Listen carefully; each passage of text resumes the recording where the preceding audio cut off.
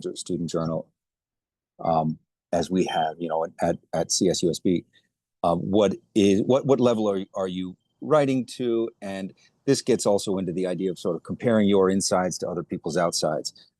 Sort of the kind of work that you're doing should fit a certain form and should also be pitched at a certain level. And so the more familiar you are with that level and with that form of reading and writing, the better your work is going to be. And you should be able to distinguish between, for example, the writing of a new scholar who might sometimes be a little bit pugilistic. They go in guns blazing. Sometimes PhD students or junior scholars will go in not looking to pick a fight necessarily, but looking to establish their expertise within a field.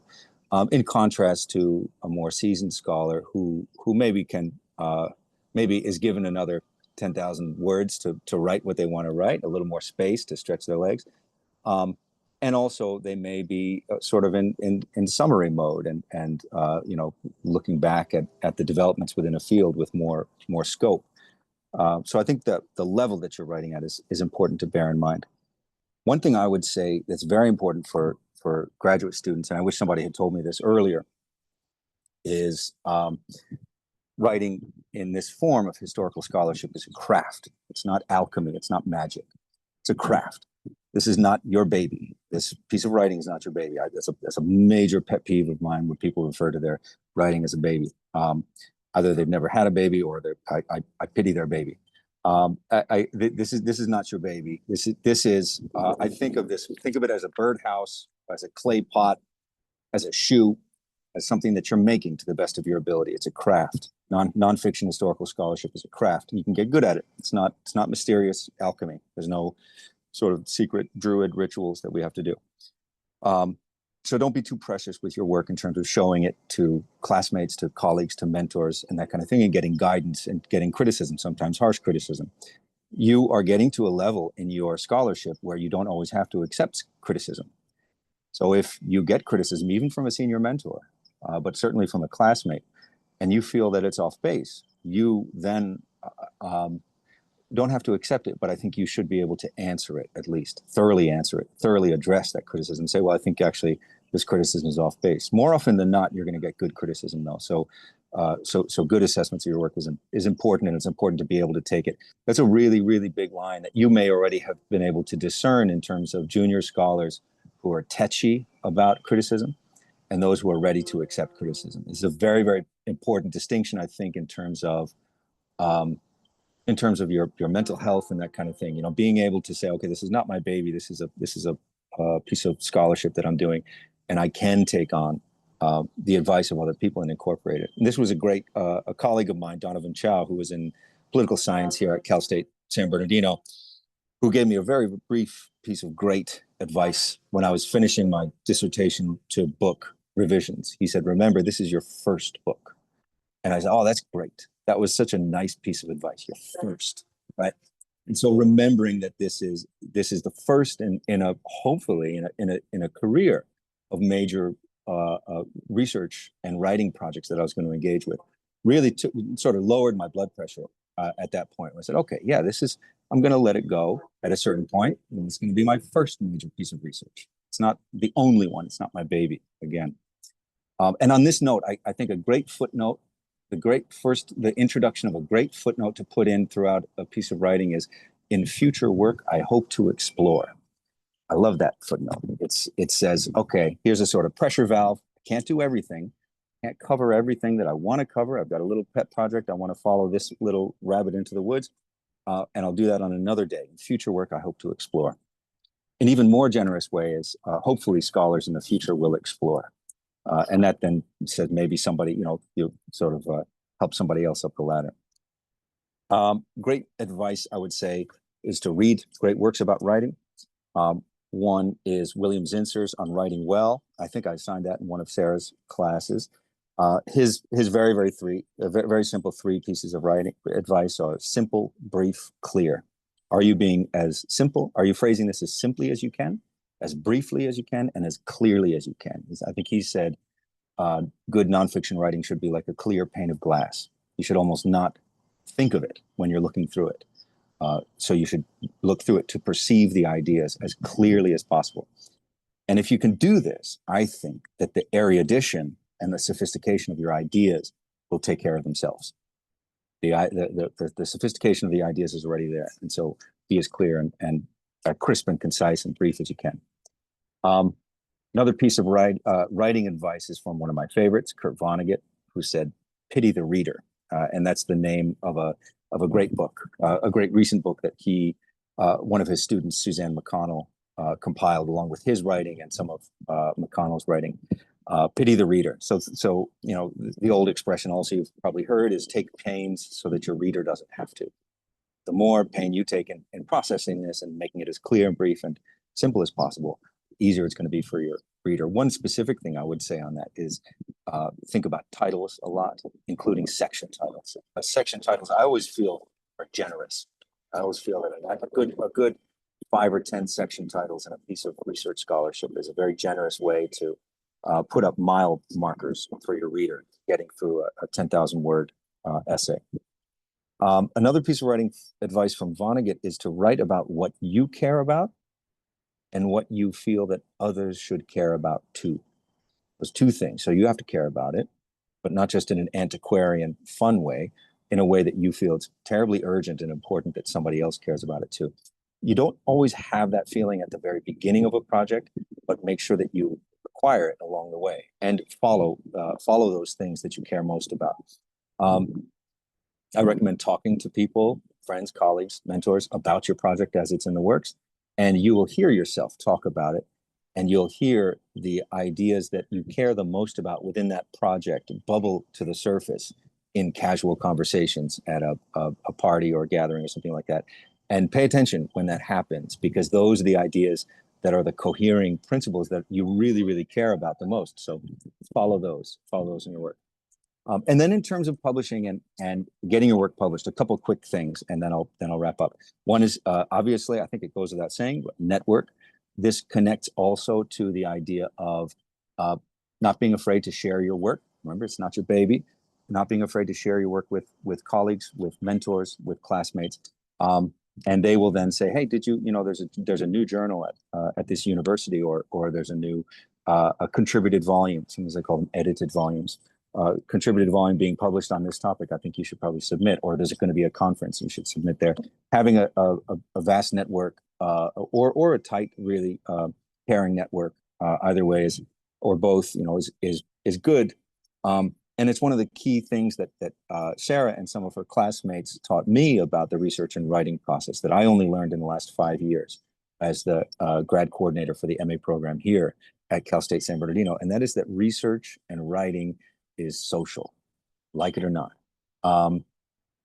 And we sort of live in an age that is sort of intensely focused on individual experiences, and I think the algorithm that we're up against is enormously challenging to real social interaction, of which I do consider this one. I mean, even though we're on devices and that kind of thing, sort of sharing ideas in this way and putting together events in the way that Joshua and Sarah and others do in this way is very crucial to developing the social aspect of that, because I'll continue to be available to any of you who email me. I'll also be able to direct you to colleagues and friends who might be able to support your work. And if you're able to sort of cultivate and develop that in a very natural way, then you'll be aware of what your classmates are doing. They'll be aware of what you're doing. And when it comes time to, again, exchange feedback on each other's work or raise awareness about a new journal or volume or conference that's going on, you'll be able to share that kind of information. And of course, there's the other side of it, which is just being able to kick back and relax a little bit, and try in vain to avoid talking shop. You will end up talking shop, but get together with your friends in a social environment and share your struggles and your triumphs in the way that Sarah and her classmates did here at Cal State San Bernardino. I think to their great advantage. All right, there's a few notes. I hope I didn't go on for too long, Sarah. No, thank you so much. That was fantastic. So I wanted to mention that we also have our second guest now, and I'll provide him a quick introduction. Maybe we can get into a few questions that we have. So Our second guest is Dr. Jim Downs, who is the Gilder Lehrman National Endowment for the Humanities Professor of Civil War Studies and History at Gettysburg College. He's published numerous books, including Sick from Freedom, African American Sickness and Suffering During the Civil War and Reconstruction in 2012, Stand By Me, The Forgotten History of Gay Liberation in 2016, and then his latest book is Maladies of Empire, How Colonialism, Slavery, and War Transformed Medicine from 2021. Of course, he has many, many other accomplishments and publications. Other than that, if I listed them, it would take 20 minutes. But most germane to us this evening is that he is also the editor of the academic journal Civil War History, which hopefully we can get into some questions with him about that. So welcome, Dr. Jim Downs. Thank you so much for having me. I'm sorry I was running a few minutes late. So I'm thrilled to be here, and I'm really looking forward to answering your questions because I think that could be the most useful piece. I really enjoyed listening to Jeremy, so I want to just, even though this is not a conference paper where I'm going to formally comment on Jeremy's comments, I feel like I want to, just because he said a couple things that I think are really useful. The first is this idea that it is your first book and it is your first article or whatever it is that you're writing.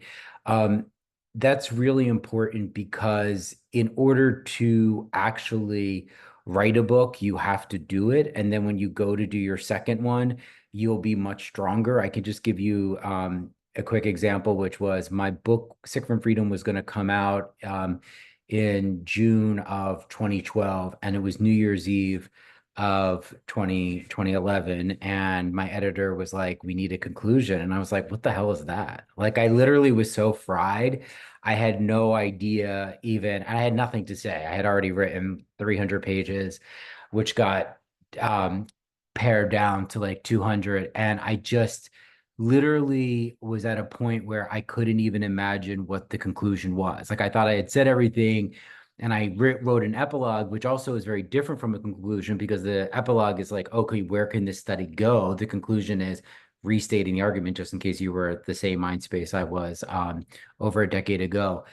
But having to do that was one of the most useful intellectual exercises of my publishing career, because I then wrote Stand By Me, which came out of like gay community archives that I've been researching for over a decade.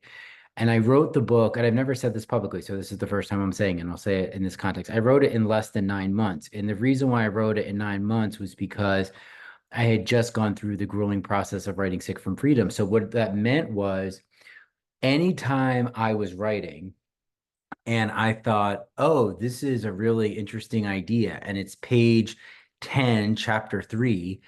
Just because the idea came at page 10, chapter 3, doesn't mean it needs to stay there. So I opened up a file called Conclusions, and I was like, this is like, oh, this is the takeaway of my book. Like, this is the main point of the book.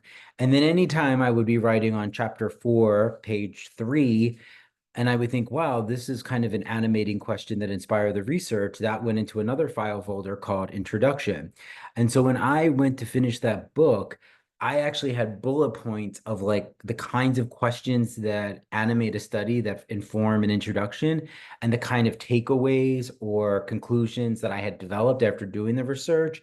And so the actual structure of the book was much stronger. In fact, I'm working on something now, and the same thing happened. I'm in the middle of a chapter, and I had this, insight about Harriet Jacobs and public health and blah, blah.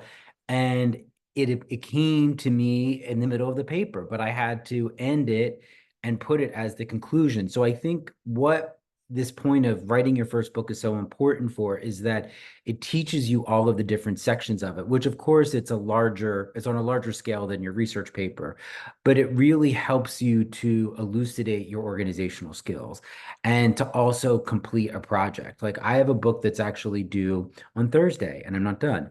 And one of the things that I do is I have a folder on my computer that says finished drafts, and it's not yet edited. So the editor did this wonderful thing to me that was completely unnerving, which was she contacted me 2 weeks ago going, I know your deadline's May, but can I start seeing stuff? And I'm like, this is literally like this is the thing of what nightmares are made of. Like, you're literally asking me before the deadline to hand yourself. And so then I just said, well, I never ghosted anyone, but I ghosted her. And I was like, I'm not responding, because then I start getting kind of like emphatic. And I was like, why are you asking before the deadline?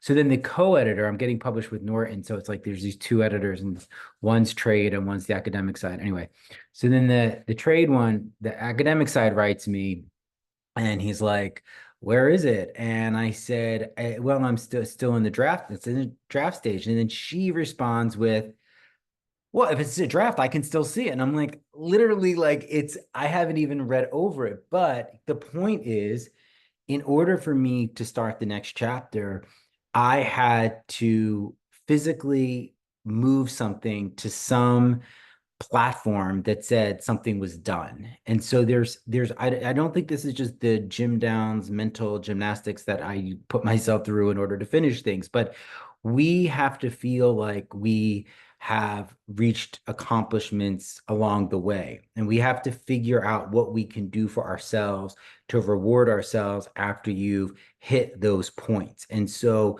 having a folder on my computer, which, by the way, when I'm completely burnt out, I can go by and I have time to reread it and edit it. And I will be a better editor now that I've had it, that I haven't looked at it for 2 weeks or a month or 2 months. It's, that's the other thing. You become a stronger editor once you can put something away. So I think that this idea of finishing the first thing and getting something out is important. I also think, just kind of like tangential to something that Jeremy said that I think is important. He said, read lots of people. Definitely figure out who you like and follow them. Like, I love me some Jill Lepore, and I would love to write like she writes. I think that she does have that kind of clarity of brilliance, but I also love how prolific she is, because she often understands, like, if I'm going to write a book on Joe Gold's teeth, it's not going to take 10 years. It's literally an 8-month book. Or if I want to write a synthetic history, because, and I've talked to her about this in a book that I have on January 6th and the politics of history, which is actually not about January 6th. It's really about why we write history.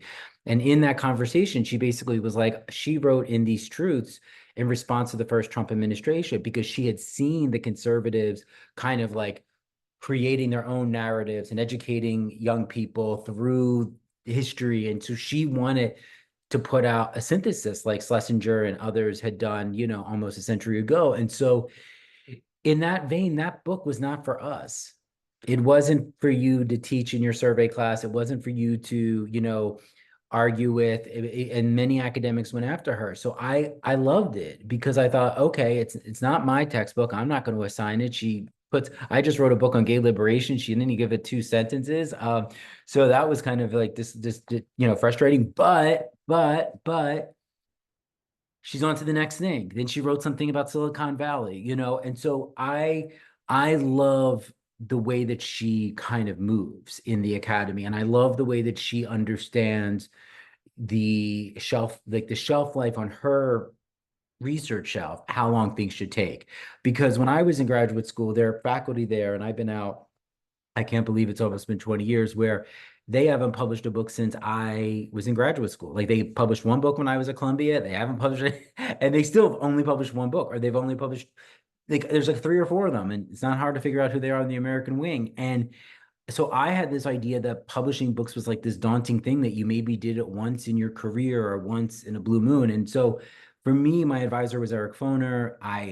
Obviously I admire him so deeply, again, because he would always say it's 90% perspiration and 10% inspiration. And he was the one who also pushed me along, like, get to the next chapter. Don't mull over something.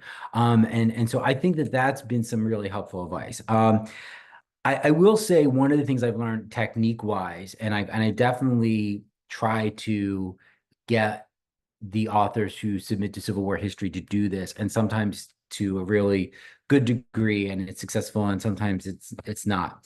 Once you feel like you have a strong grasp on your research, and once you feel like you're ready to publish it. People say, well, what is the transition from a dissertation chapter to an article? Or what's the transition from a dissertation to a book? And again, one of these one-hit wonders when I went to graduate school with was like Flummox. She was like, I don't know how to tell you. I don't know what to do. And I'm like, wait, it's, again, I thought this was going to be this impossible thing, like the transition from a dissertation to a book. Actually, it's not magic. It's simple. It's the dissertation is designed to ensure that you know how to do research and put that research in conversation with historiography.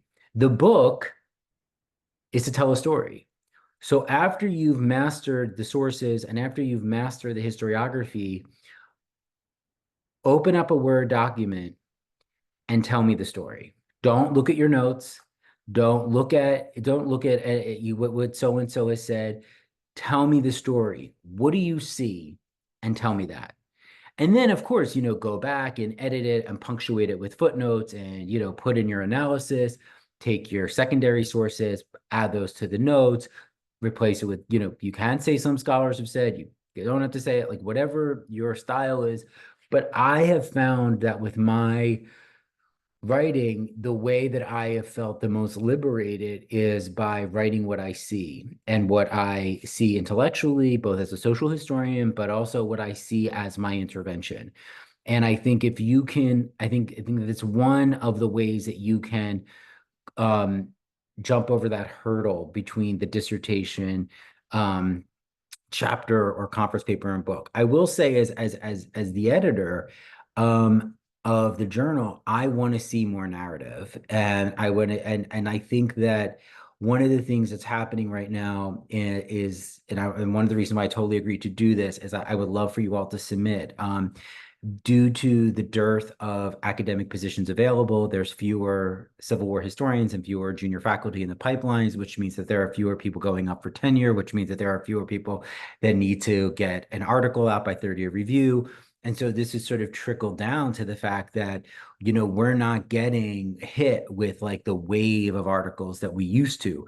I also think social media has this is like where I'm going to sound curmudgeony, but I don't mean to be because I've done this. If you follow me on social media, I think social media has destroyed this sort of debut of historical research because now it's like you're the first day in the archive, you're like, screenshot, here's me with my sources, which by the way, don't do. Like, I don't know what that is about. Like, cover that shit up. Like, you can put the boxes. Why are you exposing this? This research.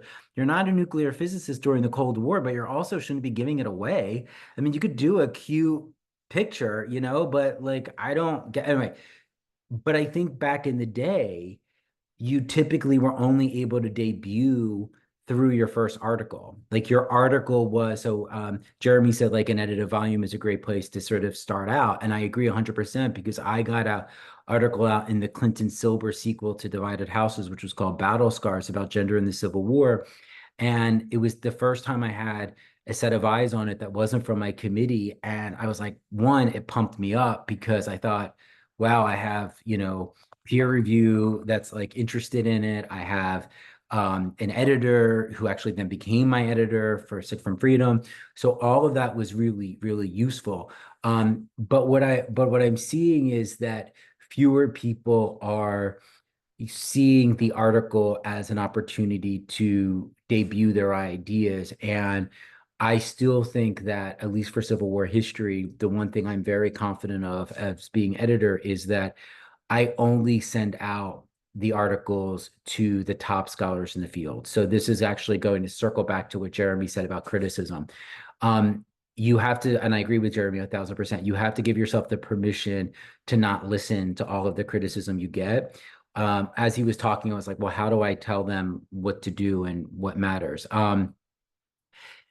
I think I found the most useful criticism, both in terms of peer review and in myself, is when people are giving me framing. Like, how can I frame this essay and how is this in conversation? When people start the nitpicking bullshit of like, you said this and I said that, I will say again and again on the second round of peer review, does this meet scholarly standards? I don't care if you think about it 6 ways till Wednesday. It doesn't matter. Like, we are engaged in a practice of interpretation. Someone's not trying to get in your head. Like, this is the power and the beauty of what we do, is that you have an interpretation. And so for me as an editor, I am not going to hold someone's feet to the fire because the peer review came back with like all of that.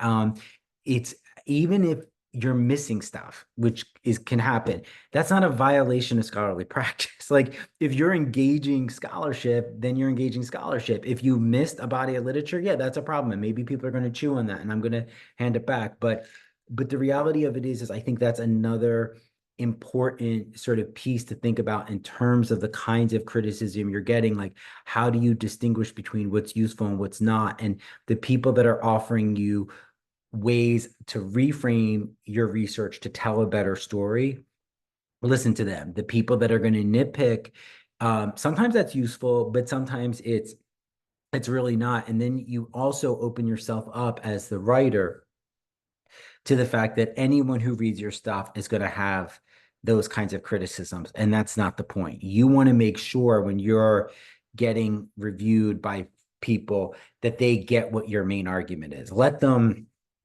criticize the little points. That's not the main takeaway. So I hope that helps. I would like to talk about, I will say the thing about, I was curious and I did this too with the subheadings, and I'll open it up. I don't know what the right advice is. I think you should talk to your editors. Like, are they into subheadings? Are they not? I did tons of subheadings in Sick from Freedom. I haven't done it since because my editor didn't like it. I tend not, as editor of Civil War history, I'm not opposed to it. I'd rather have like a strong argument. Some of the stuff that we've just published in our last couple of issues are controversial pieces. They're really smart. And I was like, you know what? We're not starting with an anecdote. I have an amazing piece coming out on sexual violence in the Civil War. And the author is a UK author. She's terrific. She's great. But when people think about it, they think of Hannah Rosen's work. They think of our associate editor, Crystal Fleemster's work. I was like, we're not starting out in the middle of a court-martial case on sex because it's too confusing. Start with your argument. And so I think that's also like a really important piece too, just in terms of framing and thinking about how to develop your piece. And so then if you start with a strong argument like that, then you don't need the subheadings, if that makes sense. If you start with a narrative, then your reader might not know where you're going. And then you kind of need to give them those signposts. All right, that was excellent. Both of the advice from Jimmy Murray and Jim Downs. So now I want to go ahead and turn it over to questions. We've got, I think Jeremy did have to go a little early, so I think he's still listening. I'm not sure if he can talk, but Yes, I'm in, Joshua. Okay. But yeah, just mobile. Okay, so any questions? I want to go ahead and turn it over to questions. So if you would like, you can either just unmute yourself and ask your question, or you can put your question in the chat. The only thing I ask is that make sure before you unmute yourself, basically from the previous question, make sure you give both of our guests time to address the question before you try to jump in with your next question. So like I said, go ahead and ask any questions that you may have.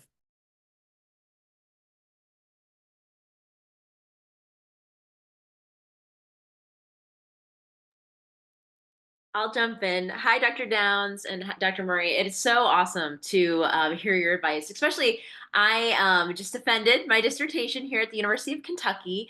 So it's very exciting. I am I just defended, and now I'm actually still formatting my dissertation, and I'm Cassie Jane working, by the way. Nice to meet you all. And now I'm facing that big question of, okay, how do I take this dissertation? And it's like you read my mind, Dr. Downs, that okay, how do I take it?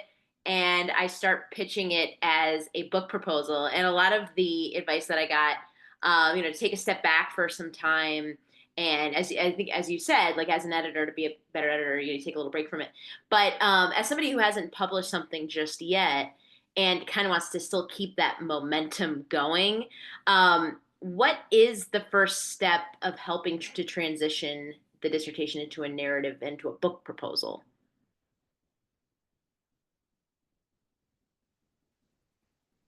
Oh, I think you might be muted. Oh, sorry. Okay. No, it's okay. All right. Sorry. Yeah. So I guess it would depend if if your committee has basically said you're ready to go, or if they're asking for to do more research or if they're asking you to sort of flesh something out. So I think that's part of it.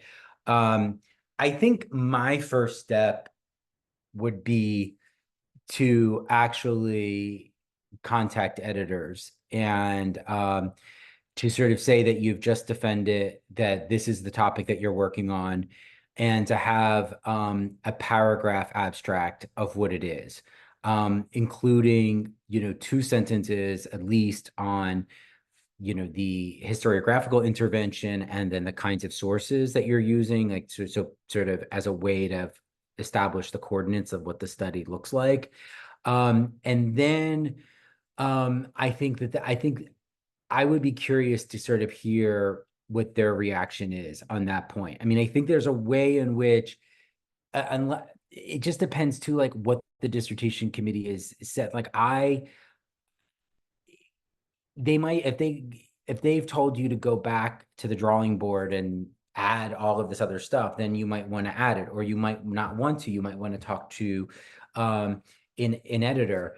I think that the actual proposal needs to explain how it fits into the field. And one of the things that happens is that it's not just a historiographical piece, I think. That is to say, so for example, for Sick from Freedom, there were a couple of articles about health conditions of freed slaves after the Civil War. That's not the historiography that's going to matter to a publisher. What's going to matter to the publisher was, oh, there's this new wave of studies coming out on emancipation, and this is a new direction in emancipation because it's highlighting the health condition. So in other words, it's what the trade market would sort of say is like, how is this book competitive in the market? And how is it in conversation? And so when you're dealing with these editors, even at a place like University of Georgia Press, which is obviously in the South, doing a lot of stuff in the Civil War, the editor that I work with for my series, he's doing sociology, he's doing poli-sci, he's doing all kinds of other history, he's doing Latin America. So you can't be in the weeds about the contribution. You have to, figure out where your historiography is not what scholars have written on. It's how do you see your book fitting into broader conversations within the field. I think that's part of it. So if you told me your topic, I could maybe riff for you if you want. Like, I don't know what's your topic?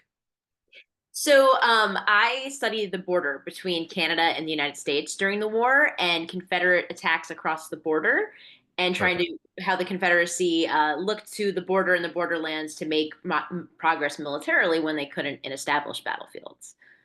Right. So soon you can start out like soon Canada will be part of the United States. No, I'm kidding. No, Yeah, right. Talk about relevant border. Sadly, very relevant. No, I think that you can say, like, in that case, I would say that within the field of the Civil War studies, border studies, and this question of borders has like heated up.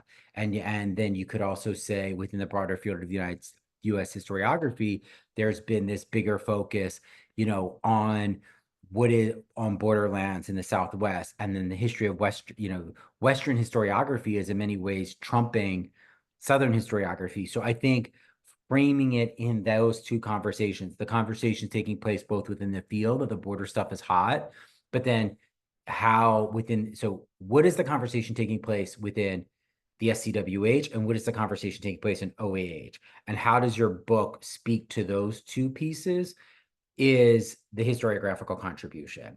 And then you would just say, what is the story? Is there a person you could talk about? Is there an event you can talk about?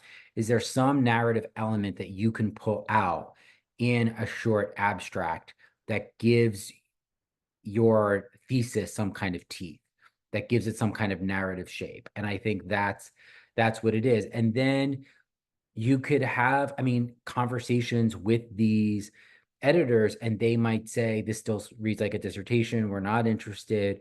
They're accustomed to graduate students contacting them. Or recent PhDs contacting them. So they have a whole apparatus for how they want to do it. I talked to Adina Popescu, who's at Yale, and she went to grad school with me, and I ask her all the time, like, are you waiting for something? She goes, no, I'm willing to talk, and she's willing to listen, because at the end of the day, like, this is a business and they're listening to pitches. So you're in a really auspicious position because you're legible to them. You're not like a creative writer that's just come out of like the Iowa or something, and you're trying to get an agent. Like, this is something that I do really love about Society of Civil War History, and what I do love about academic publishing is like, you as a recent PhD defending your dissertation, you are a legible author to them. So you're not reinventing the wheel.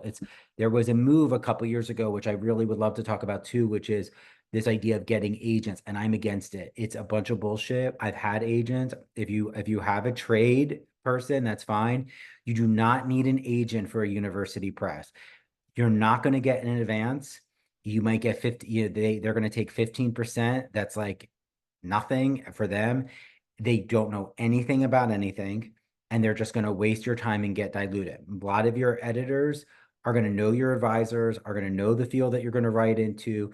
They don't need it. And you don't need an agent to get into Mick Duffy's email box at University of Georgia Press, or Adina Popescu's email box at Yale, or at UNC. So I think I don't know, that might have been a really long answer. I apologize. No, Can I jump in? that was amazing. Okay. This is great, and definitely, Jim, is you're going to have the inside scoop on the Civil War aspect to it. You mentioned reinventing the wheel, so I want to just add on that. Your advisors, like your excellent mentors, are going to have a really good lay of the land, the way that Jim does, and you want to. Sorry, it's a little windy out here. You want to definitely tap into that, and they'll be able to say, here are the people, like Jim said, that you've got to send a preliminary query email to, and these are the presses. The other thing that jumped to mind for me, because I remember being in this exact situation about 14 years ago, I think, and look at what presses are publishing works that sort of rhyme with yours in some ways, and so you can point to that, say what is whether there, identify the themes that would be sort of like the themes in a Library of Congress catalog subject list of your book, of your dissertation. What are the themes that you're engaging with, and who is publishing the most exciting work that you've gotten inspiration from? What university press is doing that publishing? And I definitely echo everything that Jim said in terms of, I strongly don't recommend, I strongly oppose, I think, first-time academic authors going through agents and that kind of thing. I think you can go straight to the university presses and look for the ones that are doing the work that's most relevant to your work, and think about approaching them. Yeah, that's great. I mean, and that's dynamite advice about contacting the editor and saying, I know these books that you've edited, or that are in a series that you've had, or that the house has published, because then you put that in the second line after you've introduced yourself, because then they know, like, you're serious, and they will have an idea of where you fit within their list. I would say, just because this is Society of Civil War Historians, everyone's yes. Okay. So I would say that the best places still are Chapel Hill. I mean, UNC has, Georgia.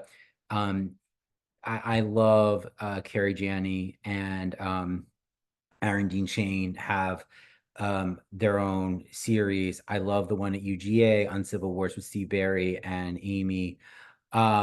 So I think that those are two great spots. I would say Yale's doing a lot of great work right now on 19th century. I would say less so with Harvard. I published my third book with Harvard. They had like literally a Bancroft winner in U.S. history for the past couple of decades, but then Joyce Seltzer, their main U.S. historian, has left. It's sort of a waste. It's unclear what's happening with their U.S. wing now, at least in Civil War. Oxford, it's hit or miss. That's a nice way of saying it. I think the editors there are terrific, but they're tough to get a hold of.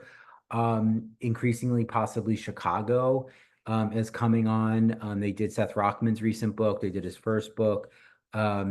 And I love Penn Press, but I really love Georgia. I think Georgia is really coming up on UNC's coattails, and I think they're doing really splashy covers. I think that they have a great team. I think that they're getting stuff out there. So those would be my sort of suggestions.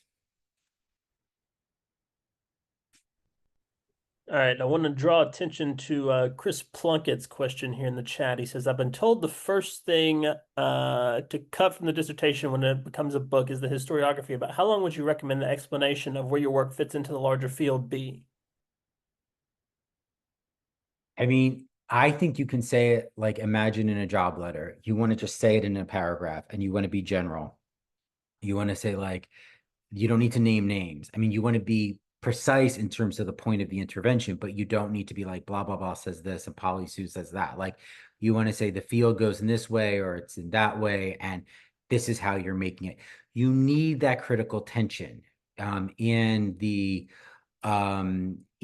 proposal and even in the book, because your reviewers need to know that, both your peer reviewers and then later your book reviewers. So there needs to be that piece, but there's a way of doing it where you can kind of summarize the highlights as opposed to naming all the names. And you could bring a lot of that historiography down into the notes.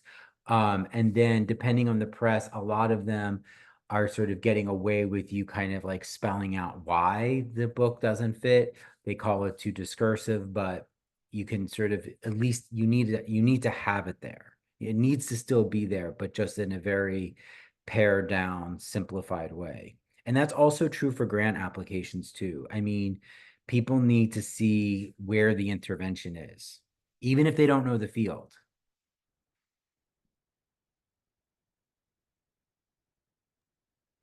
Definitely agree on that. And unless you're coming in guns blazing and the argument is you're sort of kicking the doors in and that's the whole point of what you're doing, throwing Molotov cocktails and that kind of thing, then you want to limit it, definitely. Limit that to just what needs to be there. I'm gonna jump in here if that's all right. So I had, as someone who I'm currently in kind of the research and writing process of the PhD, and something that I've been thinking about as I've started getting closer to having something is whether it makes sense to try and publish an article while you're also in the process of trying to finish the PhD dissertation, or if it's better to wrap up the dissertation as a whole, defend, and then kind of go for your first article. And kind of, I don't know if there's pros and cons, or if everyone's kind of like, no, do one or the other. And I'm thinking especially about people who want to go into an academic position, if possible, given everything. Yes, thank you. This has been really helpful so far. The only reason not to do it is there was a time like people like Joyce Seltzer, who was at Harvard University Press, wouldn't publish your book if you already got something out. The classic example when I was in graduate school was, despite her serious brilliance, Amy Drew Stanley published everything from her book as a series of articles, so no one really read the book. And that was, a kind of, an issue. So I think that's the drawback. But in terms of, the job, like where you are in terms of the job market, in terms of the fellowship competitions, it always helps to be able to prove that you have stuff out there. I mean, in an ideal world, it would be great if you could turn, a research paper that you had from a seminar that you did in your first 2 years of graduate school that's not related to your dissertation and really work on getting that out there. But I would guess I would sort of, despite the cons, I would still think there are more pros in doing it. I think that it establishes you in lots of really important ways. Plus, it gives you a sense of, it gets you outside of your bubble of your committee. It gives you another set of reviewers. You feel like you're in a bigger conversation. I think there's more to be gained than to be lost. I think the American Historical Review is a lot of places where people want to throw all of their eggs in one basket. you know, I think it's fine. I think if you publish in that, or you publish in something like William and Mary Quarterly, it's like equal to publishing a book, and then your career is made. But I also have seen I've seen a lot of people waste a lot of valuable time in the review process and never get published. I definitely agree down the line, and Jim definitely has the perspective as a journal editor on this. And Jim, maybe you know a little bit more about this, but would you check in advance if you may be using something that might become very similar to a book chapter? Would you check in advance for permissions on that, or would you sort of shoot first and ask questions later? No, I mean, it just depends if you were already like in conversation. I mean, it's the question is, book editors aren't going to be in conversation with you when you're still in grad school. And so that would be the main problem. But there are ways of doing it that I think you could still get something out. I mean, I would ask your advisors too. I mean, the other thing is, like, look, I want to say two things. One, I love the Southern Historian. It's a graduate student based journal out of Alabama. You know, there's things that you can publish there that don't come out of your dissertation research that I think it could get through. I am being very open about the kinds of things that I'm publishing and willing to publish in Civil War history, which is to say that I'm really into publishing roundtable discussions. I think we're taking advantage of the genre of a journal to do different things. I'm interested in more meditations on the field, which is not state of the field, which feels like daunting. I'm interested in, you know, more sort of commentaries too. So there's ways of getting, I think, at least for Civil War history, a publishing credit that doesn't have to do with something like that. I mean, reviews in American history. Also, Ari Kelman is doing a lot of great work.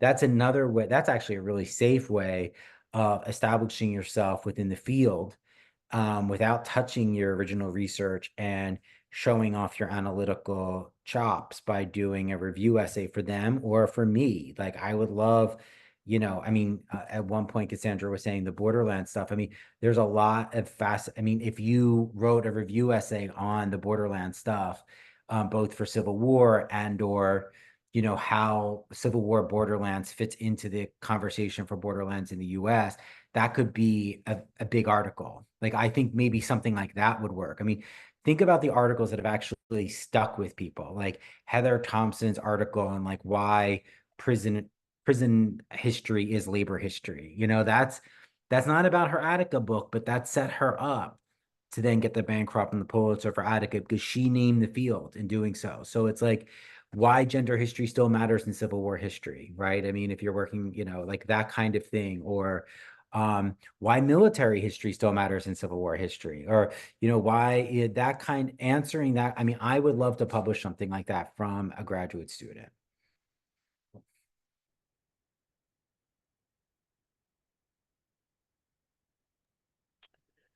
All right, we may have time for one more question. I will say I set the Zoom meeting to end at 6 p.m., so I'm not really sure what happens when 6 p.m. occurs if the whole Zoom meeting just closes, but I think we have time for one more question. I think we have 5 minutes remaining if anyone would like to jump in.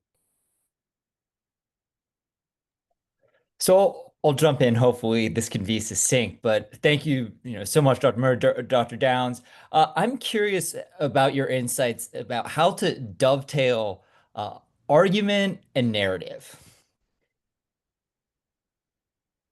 Your topic sentences are your best way of ensuring that you don't lose sight of the argument, but still maintaining some semblance of a narrative. So in other words, like, you want to have a topic sentence that is that's both moving the story along, but also advancing the argument. So I think it's that, and then what happens within the paragraph is, you know, it's up to you. But I think that that's really one of the ways that I would do it, which is to say, like, this chapter I'm writing on now, it's like, there's a logical flow from like why this one paragraph ends in the next paragraph. A lot of times historians in a chapter, they'll have paragraphs that could be moved around in a chapter and they could actually fit in other places because there isn't a narrative thread. So that's one way of doing it. But narrative also doesn't mean heavy detail. I think this is the problem. Like people sometimes think like narrative is me talking about the weather. That's not narrative. Narrative is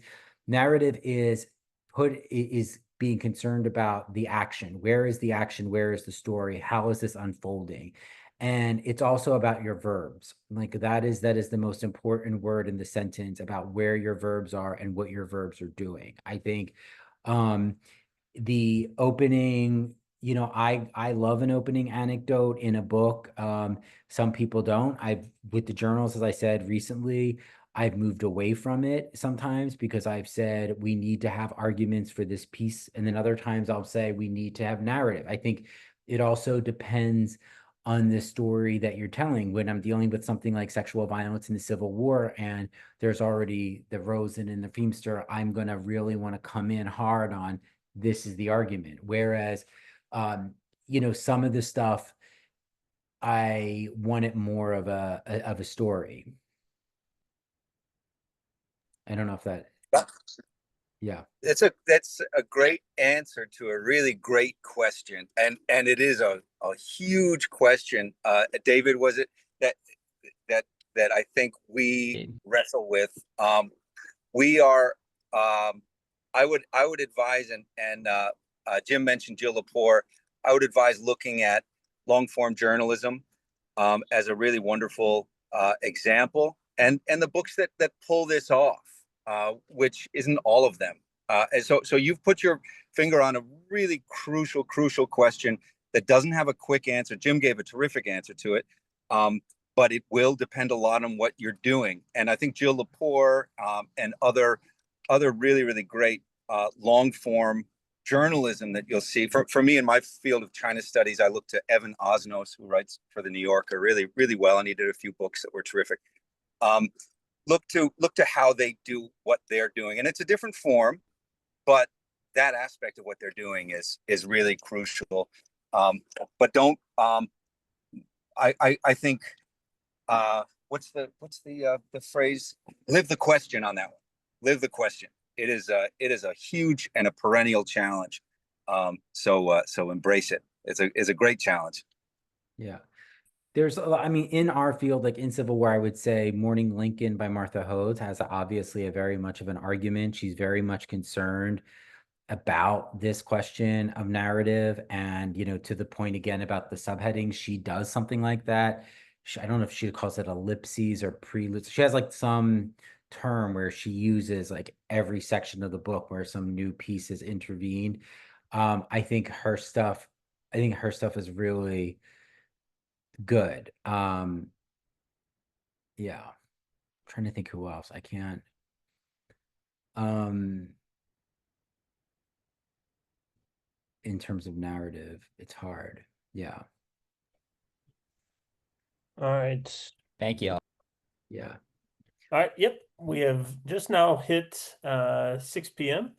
So I wanted to thank both of our guests, Dr. Jeremy Murray and Dr. Jim Downs, for being here with us this evening and providing some really great insight. So once again, of course, you can, as he encouraged, Dr. Jim Downs, the editor of Civil War History, to send any articles or questions about pieces that you have, and Dr. Jeremy Murray at History in the Making, and he has also said that he would be open to any sort of questions that people had that we maybe couldn't get into. But I want to thank them and wish everyone a great rest of the evening and a great end of the semester. Great. Can I thought of one book. I'm so sorry. Daniel McGuire at the Dark End of the Street on Civil Rights. It's a beautiful book that's both argument and story. I think I was trying to reach for something, and that came to me. Yeah. All right. Thank you. Thank you all so much. Thank you. This has been a lot of fun. Thanks. This was awesome. Thank you so much, guys. Have a great rest of your semester. All right. You